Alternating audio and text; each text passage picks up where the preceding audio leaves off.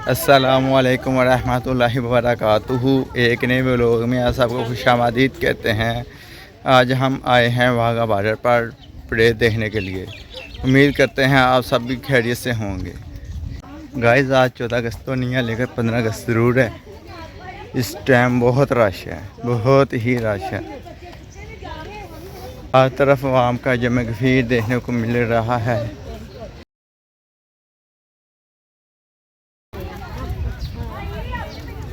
वो गाइस आपको वो इंडिया का झंडा दिख रहा है, वाघा बॉर्डर में जा रहे हैं।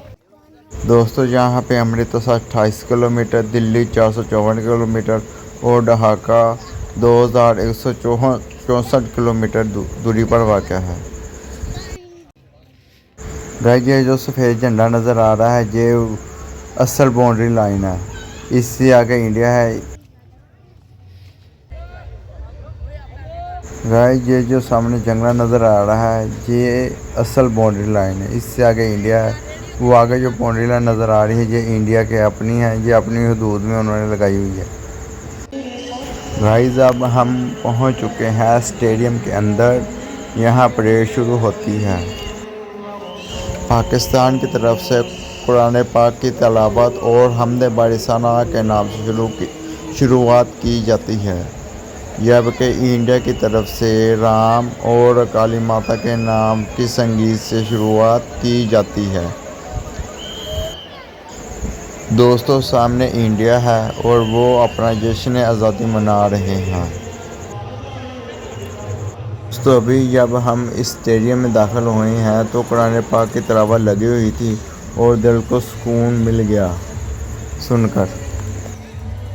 दोस्तों ये बात सुनकर आप लोगों को हैरत होगी कि पहला जश्न-ए-आज़ादी पाकिस्तान ने 15 अगस्त को मनाया था, लेकिन बाबा कौम कायद-ए-आज़म मोहम्मद अली जिन्ना रहमतुल्लाह अलैहि ने फरमाया कि हम काफिरों से अलग हुए हैं, इसलिए हमारी शनाख्त अलग है।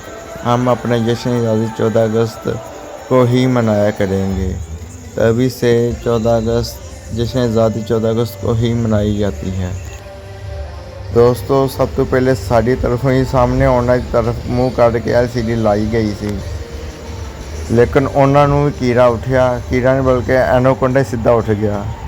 उन्होंने भी साड़ी तरफ नकल करदे हुए LCD लाई है तो उत्ते अपने तपले दी यानी कि गांधी की तस्वीर लाती है। दोस्तों अब शुरुआत है परेड और परचम उतारने की तकरीब।